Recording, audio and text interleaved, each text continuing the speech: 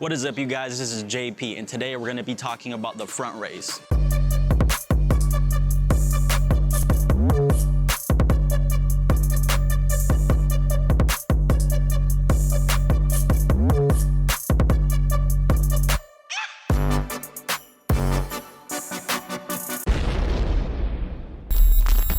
So in today's video, we're going to be doing a little bit of critical thinking to help you guys understand what the mind of someone who's maybe in this field goes through when they're hearing something or when they read something about an exercise that, one, makes sense, and two, basically how to apply it to your own program, and three, when and if you should listen to advice like this. Not saying that it's bad advice, it's actually great advice, and I 100% agree with it, but this is more giving you guys an insight into how my mind works, or how maybe someone else in this field works when they hear something, so that you guys know how to apply it instead of looking at everything black and white.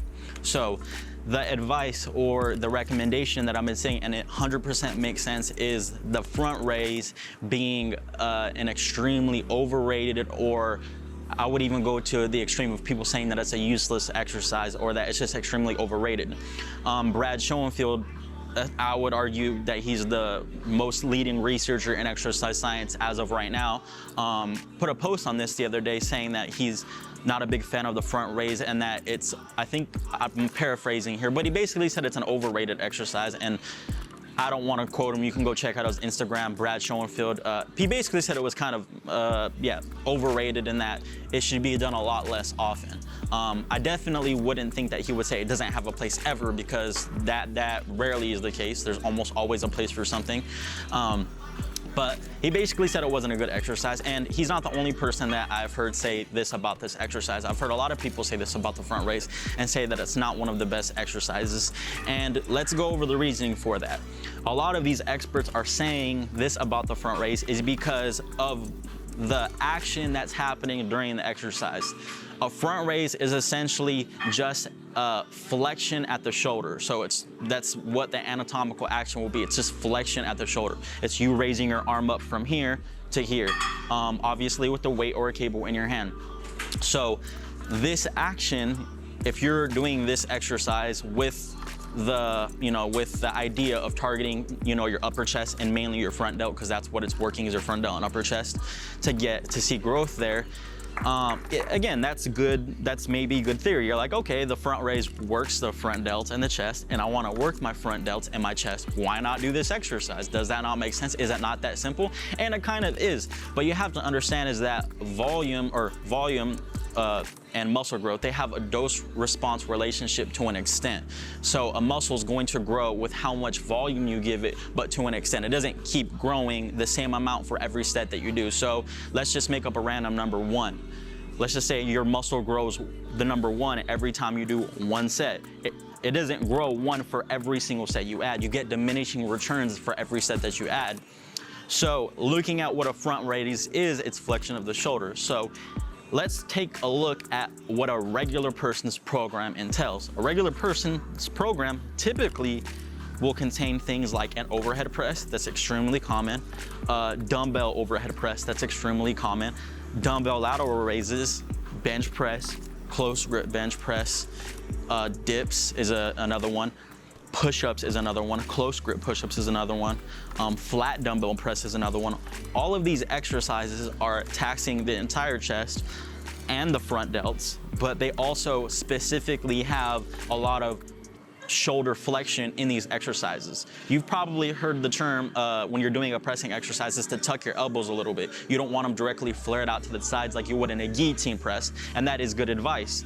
You want to limit the range of motion in that regard, and you don't want to increase injury risk if you have your elbows completely flared out. Now, that's not a totally bad exercise, but that's a video for another time. But what I'm trying to say is when you have your elbows tucked a little bit and you're doing this pressing motion, anything with this pressing motion with your elbows tucked a little bit, which is pretty much every pressing exercise, you're getting a lot of shoulder flexion in these exercises. So much shoulder flexion from all these other compound exercises adds up to a lot of volume, one, in that action at that joint, shoulder flexion, but two, for those muscle groups that are working for your upper chest and your shoulders.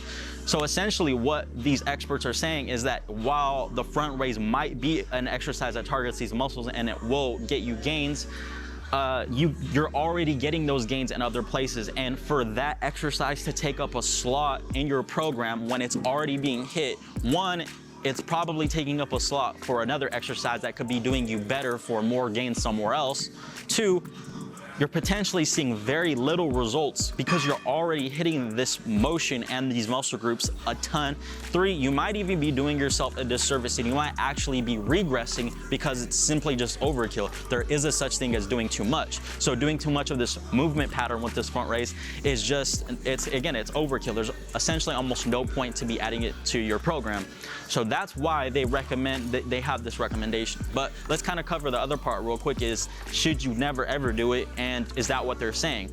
A really good expert or someone who knows what they're talking about would never say you should never ever do this exercise because one, you have to think of adherence. Some people just simply like doing the exercise, and that's a good reason to do something just because you like doing it. Don't let anyone else tell you otherwise. If you enjoy doing a front raise and it's not harming you and you're seeing great results, keep doing it.